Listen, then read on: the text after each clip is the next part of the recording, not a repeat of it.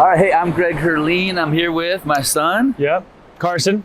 And so he and I have been talking about this probably for like, I don't know. Months, a while. 6 months, 7 months, about doing something that was about us, about kind of what we've been through together as a family, but also as a father-son. And he was real eager to learn about a lot of things I've done or maybe I failed at. And we thought we'd start with doing a little podcast and video on just some questions that he and I have for each other. Yeah. All the questions I have prepared for him, he doesn't know what I'm going to ask. So he's a little bit nervous. He shouldn't be. But I think also the point of this as well is I feel like there's a lot of people, both fathers or mothers and sons and daughters, that want to do business together. They want to either work together or learn from each other. Yeah. And I think as a parent, you know, all you want as a parent is you want your child to be better than you. And so first I want to say I'm so excited that Carson, that you actually want to learn some things from your father, because I feel like maybe there's a few years where he did not want to learn a lot from me. But I think there's a lot of people. I think that's the important thing that where we are today is that there's a lot of people that might be listening to this or might be thinking, hey, I want to work with my kid. Yeah. And so I just want to talk about some of those things that you might want to run into. So what were your thoughts when we first started talking about doing this? Like, why was this important to you, or why do you want to do this? Well, I think you have built an amazing platform and a following and community around what you do, and it's been really cool to watch, but I didn't realize it until now, being in this world a little bit. When I was in high school and a little bit into college, I just thought, you know, I want to learn stocks, I want to learn... Who's this bum? I want to learn a little bit of stuff, but I didn't really know what I wanted.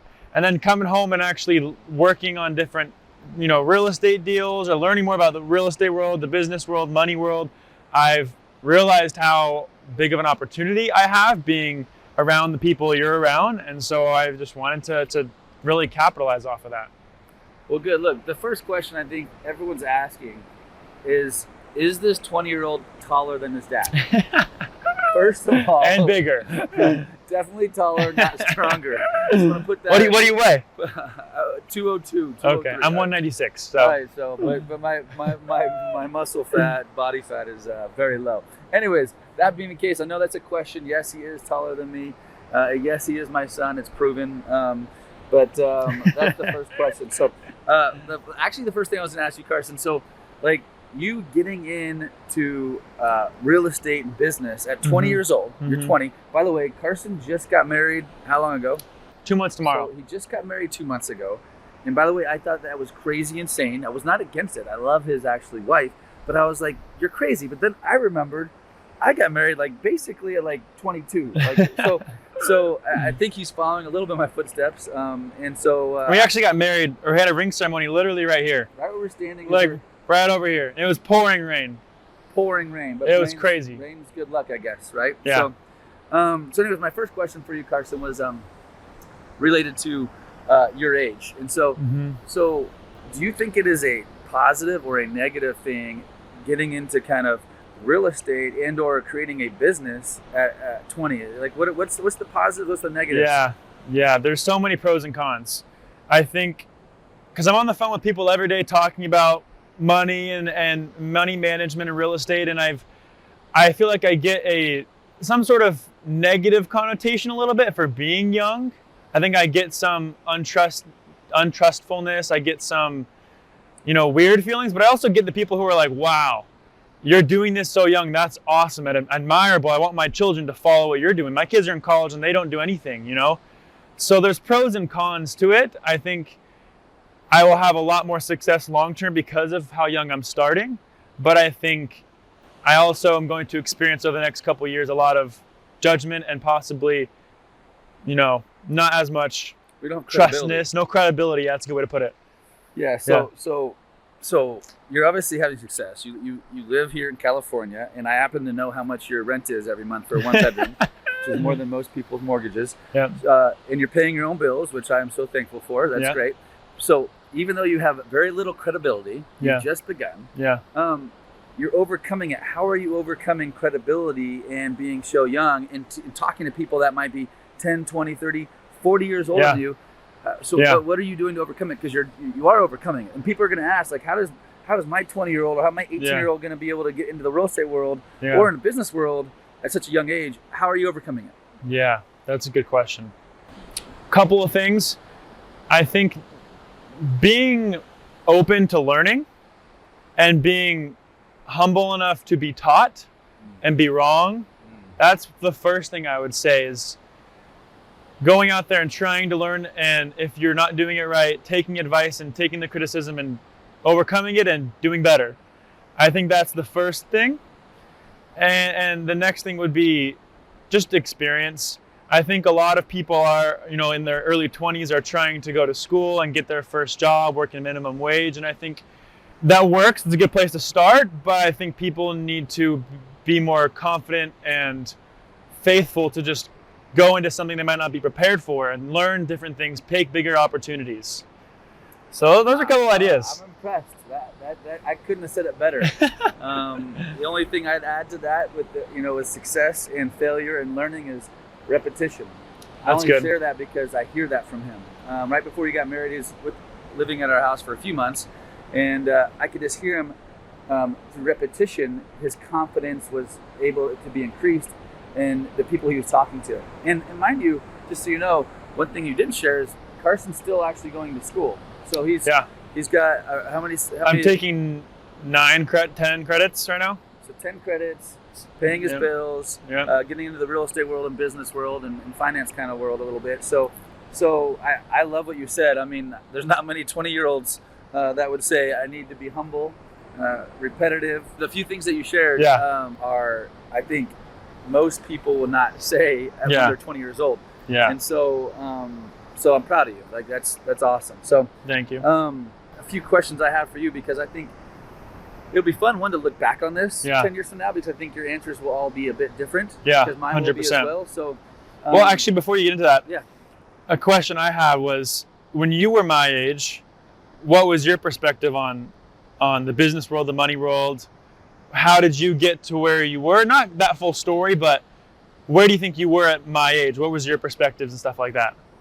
Well, look, that's a great question. I would say, first of all, at 20, I was on my mission. Yeah. But let's just say at 22, when I first got out, I don't think I would have answered the way you just answered, as far as being humble and education. Education. So we don't need to edit it. Education is what we talk about. So education is the other one. So I don't think I would have answered that way. I think at 22, my whole reasoning for trying to create success, and my mentality at that time was, I wanted to be home with you, with my kids. Mm-hmm. And because my dad was not around, and we didn't ever have nice things and go on vacations, I was like, my pure drive was lifestyle. Yeah. Like I just wanted the lifestyle. I didn't really know what I was going to do. Yeah. And so I think that was my biggest thing. But I will say also, at that time, I was a bit fearless.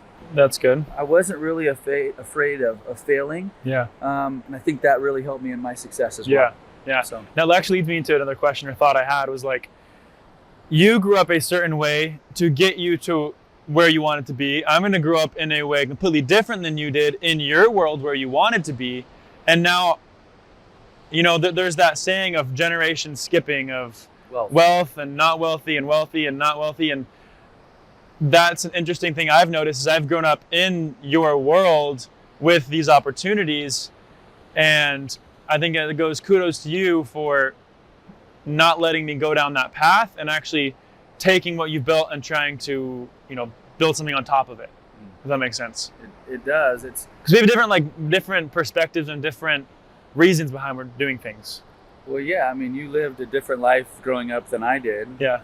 And your why and what you want to create is different than mine. Yeah. And I think we still can have the similar results. Yours hopefully even better than mine. Yeah. But I think what you said is important. Is I think as I sit with 10 businessmen every month. We have this group, and it's called YPO. Actually, 9 of us. We sit together every month, successful guys. And I think one of the biggest things we talk about is how do we make sure that our kids can build upon what we taught them. Yeah. And they, and they're good people in society. And what you said is true, is generational wealth does usually get skipped. Mm-hmm. And as far as success goes, because there's people don't understand what they got. So look, for you, it's kind of a blank slate. I mean, with the differences is you've got, I feel like, a lot more opportunities because of relationships I might have, but it's all in your hands, as you know. Like, Carson does not work for me. I mean, we're doing a couple real estate deals together. Yeah.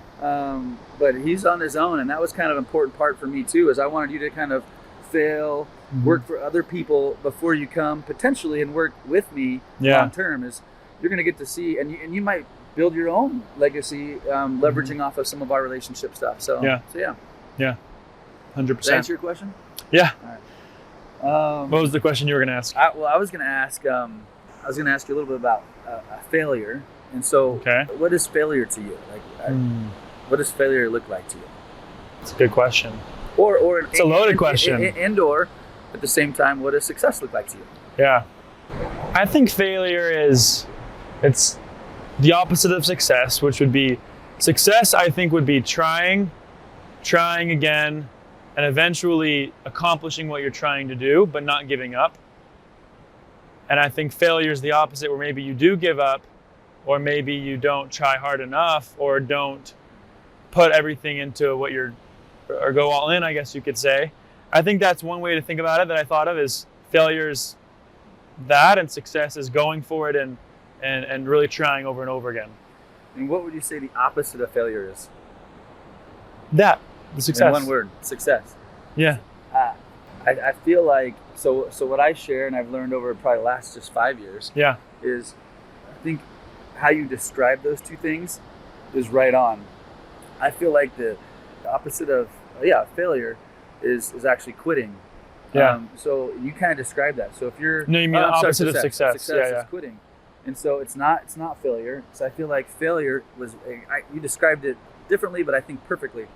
Failure is doing it over and over and finally accomplishing it. That's success. And that's success. Yeah.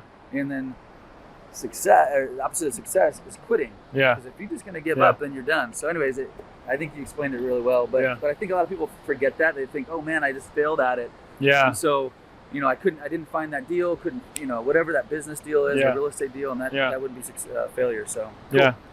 Yeah.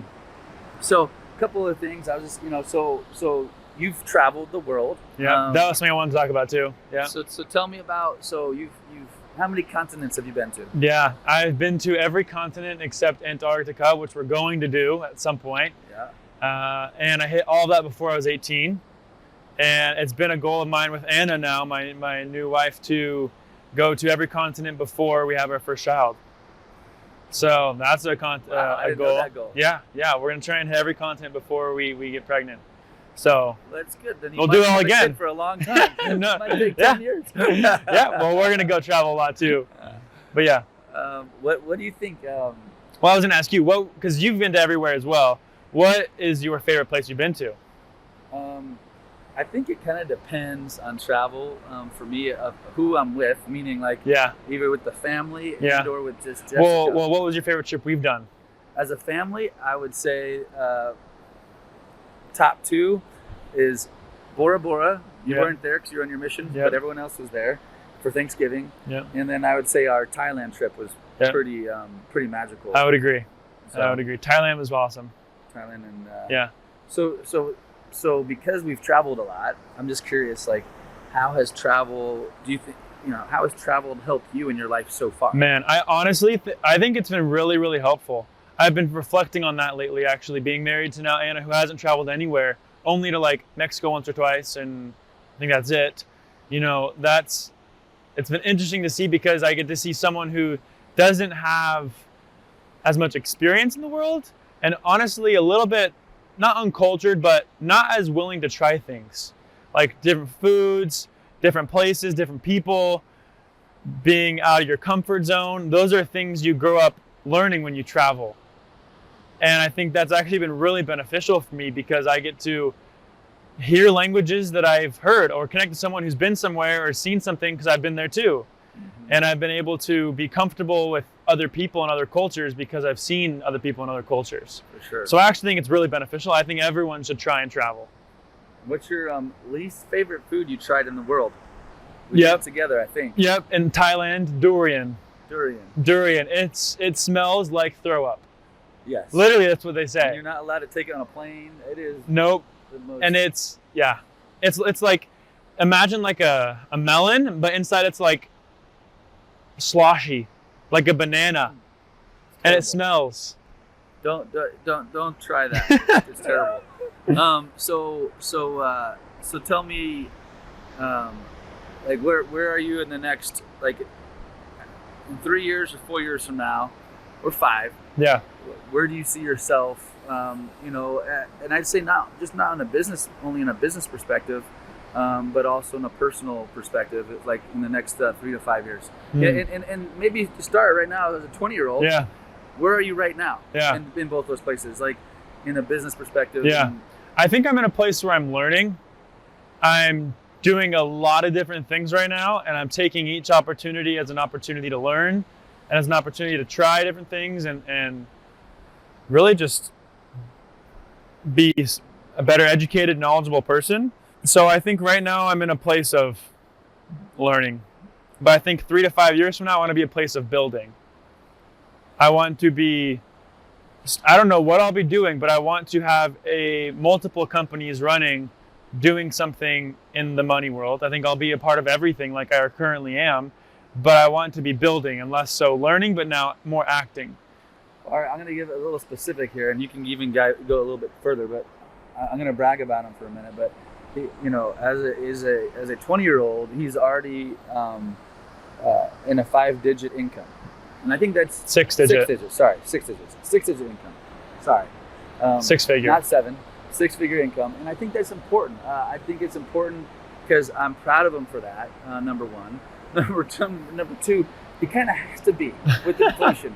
I mean, what I was doing at 22, I had to make like a third as much amount of money as he does just to like kind of pay taxes, rent, etc. But I think it's also important to know that at 20, a 6-figure income is real, and that's where he is today, and you know, starting a family, in school, and you know, that's where you are today. And so being a little bit more specific, 3 to 5 years from now, you want to be in multiple businesses, but where do you see yourself then, as far as is there a financial goal that you have? And if not, that's okay too. I'm just curious. No, it's not so much a 5-year goal. In 5 years, I want to own a $1 million or multi-million-dollar home on the beach, and I don't have a specific digit for income, but I know by 10 years I want to be worth over 100 million. You heard it here first. So 10 years. So I got 10 years to do it. He'd be crushing his dad. Okay. Well. So that's 30 at 30. 10-year goal. 5-year goal, I don't really know quite yet dollar amount, but. Well, in today's world with inflation, 100 million might only be worth like $5 million. Yeah. So you still know. That's true. And is that going to be in Bitcoin or in the bank? Okay. Real US dollars. Real US dollars or assets. Okay, cool. Yeah. All right, well, I got a couple other questions. I don't know if you got some I was going to pull out. Let me ask you a question here too, and then I'm sure you got. Well, let me ask you something first. All right. Ooh, I got a good question. Personal question. So, I'm 20 years old. My dad is pregnant. He's not pregnant, but he's going to have another child in 2 months. What are you nervous about? Ooh. What am I nervous about? Not excited, because excited is easy. Yeah, I'm excited, but what are you nervous about? I'm a little bit nervous about I'd say the last 5 or 6 years in particular. I have gotten very comfortable with my lifestyle between traveling the world and spending so much time with you guys. I mean, the 4 kids. My youngest is 13, Cash. And I've been spoiled with being able to kind of travel when I want to travel, do what I want to do, and so that makes me a little bit nervous that it's gonna be like, okay, now I got to make sure. Now we're only having one. That's the one other thing. Yeah. In fact, I thought one thing that was funny. I don't know if I told you, but Miley was like, his sister Miley. I was with her in Italy to study abroad, and I said, "Hey, Miley, you excited about having a kid or a new sister?" And she's like, yeah, you know, we're talking about it. And she's like, well, how many kids are you gonna have? And I was like, just one, I promise you. And And she said, okay, well, that's cool. She goes, because it'd be kind of weird if you had two. It's like you'd have a whole second family. Yeah, true. And I never thought about that way. And I True. think we are only going to have one. But I think the thing that makes me the most nervous is figuring out my schedule so it can keep it very similar to the way it is now. Yeah. So yeah. Yeah. Is that bad to change the schedule? No, look, my schedule has always changed. I'd say every like 3 to 5 years. One thing I talk about often is owning your calendar. Like if you are a business owner or a CEO, and I've actually seen you starting to do this very well too, is I see most CEOs and owners build their business and then all of a sudden their calendars own them. Meaning anytime someone has a phone call or a sales call or meeting, you just schedule it. All of a sudden you have no free time. Yeah. And so like 10 years ago, 12 years ago, I came up with a schedule, said I'm only going to take appointments from 10 to 2, Monday through Friday. And that was it. I did that for like 3 or 4 years. Yeah. Then I was like, okay, I'm going to do 10 to 2, but not on Fridays. Yeah. Not on Thursdays.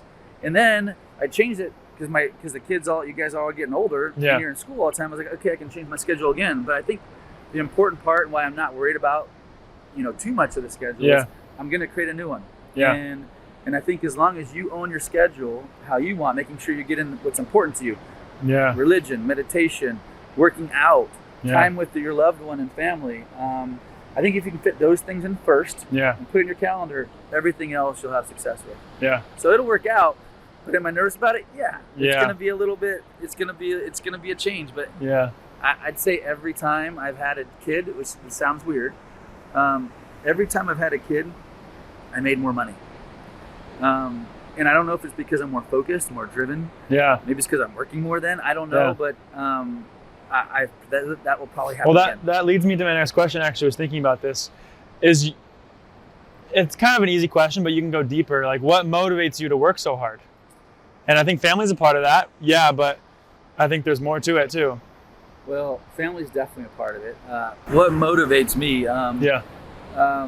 Look, work for me is like a sport. It's like going to the gym. Or imagine whatever is most important to you. But I feel like, like for you, going to the gym is important every day. It fuels your soul. God fuels your soul. God fuels my soul. Work also fuels my soul. Mm-hmm. And so I don't think there'll ever be a point in my life where I'm not working. I think I've done a good job of balancing work life and traveling. But I think what motivates me is being able to see other people have success. Mm-hmm. And I'd say my newest motivation is probably this. Yeah. To be able to see you grow and maybe help you in different ways and see you have success, I'd say that's a new motivation that I have in fun. Work. So yeah, I'd say that's it. But I will tell you on that subject, I've got a lot of old clients that invest with me. And I would say 80% of all clients that retire, leave their jobs, right, and retire, and don't keep their mind working, they die much quicker.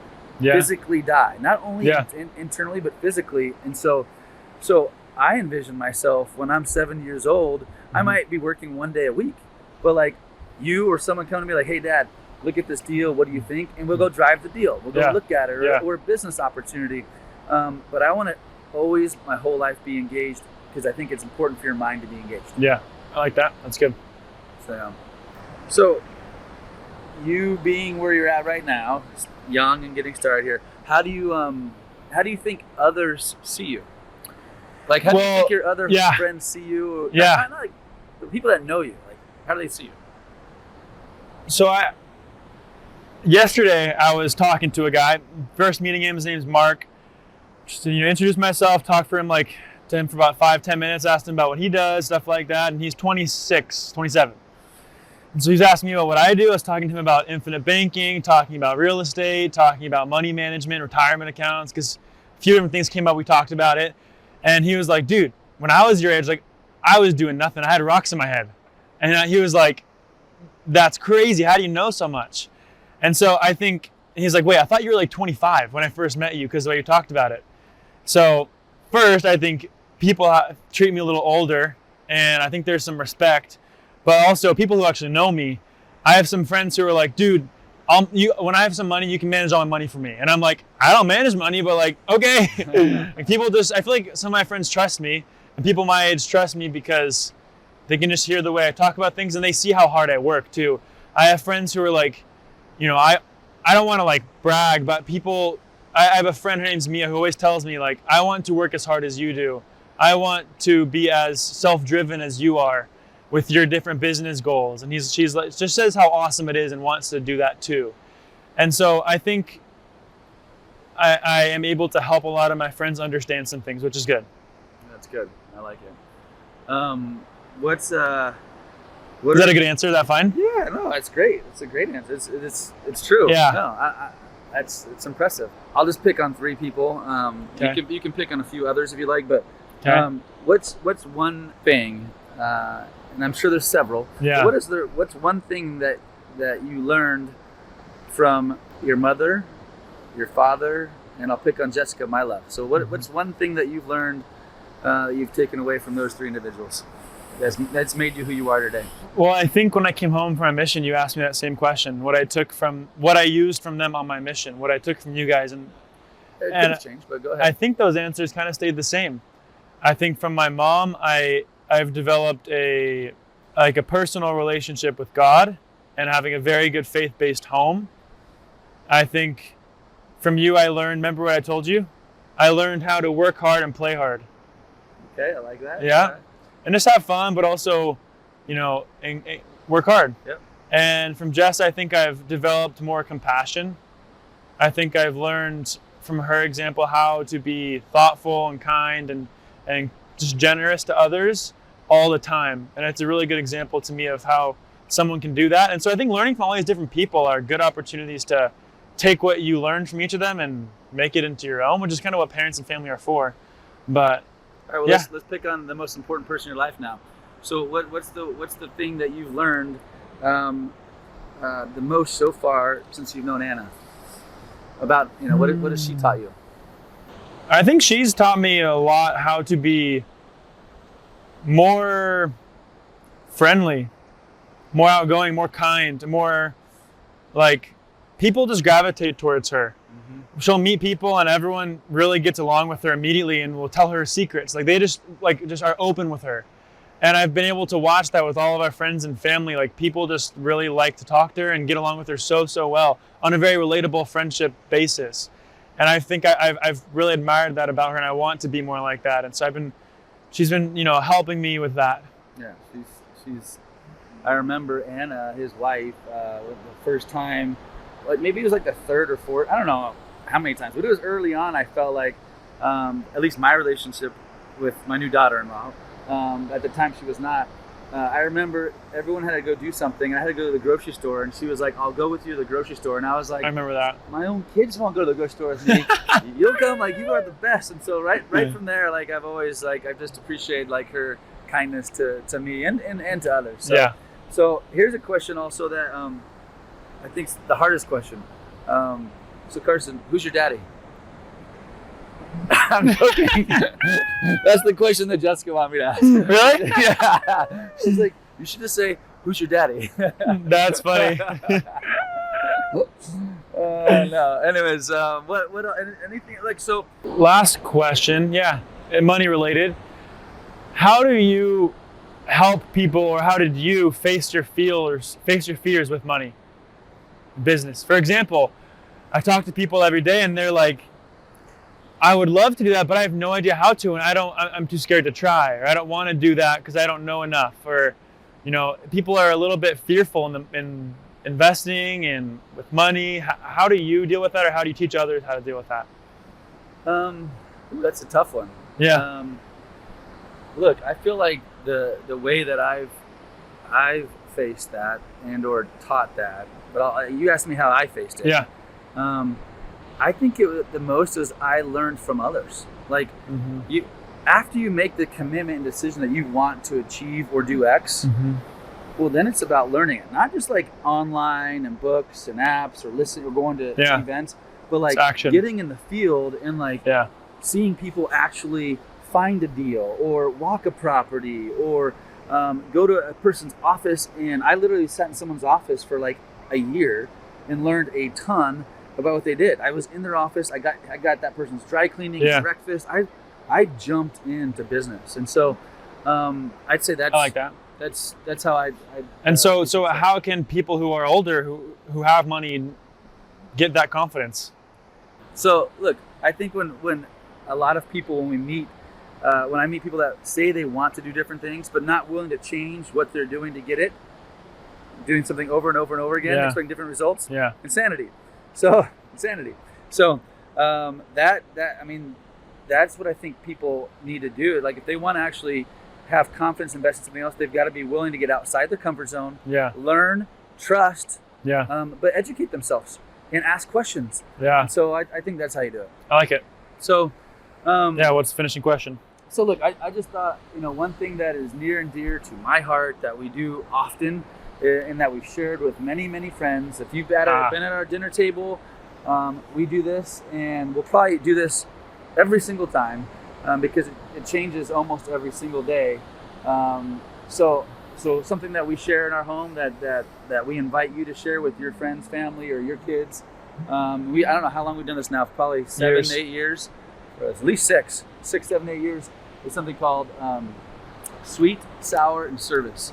And so let's end on that. So we'll both do that. Carson, you want to start with what? Yeah. And by the way, Sweet, Sour, and Service is something that you something that's sweet that's happened in the last 24 hours or today. Something that is sour, something that kind of just you didn't like, and then what you did for somebody else in the last 24 hours. Yeah. My sweet was getting to do this finally. We've been waiting to do this for a while. This has been fun. Yeah. Good to kind of get this rolling and going. So this has been good. That's my sweet. Sour was this morning waking up after daylight savings time. I woke up at 6 a.m. and it was like 5 a.m. So it felt way worse. And then going to the gym a little tired and before coming here. And then service was on my way here from the gym. I picked up breakfast for us. Really good. Yeah. Thank you. So my sweet, I won't take this one because this is actually a nice sweet to be able to have these real conversations, super candid conversations. So thanks for that. I would say last night we had dinner together as a family, Sunday night dinner. And that was a sweet. It's always just nice to be with family. We had some friends over as well and to share. So I'd say that was a sweet. My sour is the gym. Didn't go to the gym today, so I'm going to try to hit that tonight. But in the mornings, I like to get my gym in, and so it's really tough not to do that. So that would probably be my sour. And then my service, if I can go with the last 24, actually even this morning, I should say, I made all hot breakfast for everybody and lunches for everybody for school. So there's 2 younger brothers who are still at home. So look, let's just wrap up with maybe any final thoughts you have. I'll go and then you wrap it up. Yeah, right? Yeah, go for it. So and one of the things that we've added to Sweet, Sour, and Service, which I think I'm going to end with here right now, is gratefulness. I am grateful to be able to spend this time with Carson, but also in this beautiful place. We're not going to always do our videos here, but I thought this is a good first one to go because it's near and dear to us. We live close to the ocean, but also I feel like the ocean is a good energy. So I just feel grateful that we can do this. And really, I think my hope for this is that there's fathers or mothers out there who want to engage and do business or just be able to share with their kids on a different level of how to create either wealth, which is my focus, is not just creating income, but creating real wealth personally, but also in a way that my children can learn and grow as well. Yeah. And so I'm grateful for that. So thanks for listening today, and we'll have more on different subjects. Carson, you want to wrap it up for us? Yeah. I think, again, with you too, this was awesome. I appreciate the time to do this. But you mentioned you're doing this and want others to recognize this because you want the fathers and sons and parents and family to get that union together. And so my thought is I want people my age in their 20s to be financially educated, intrigued, wanting to learn and grow. And so that's my purpose here too. So yeah, wrap it up with that. Thank you guys, and See thank next you. time. See you next time.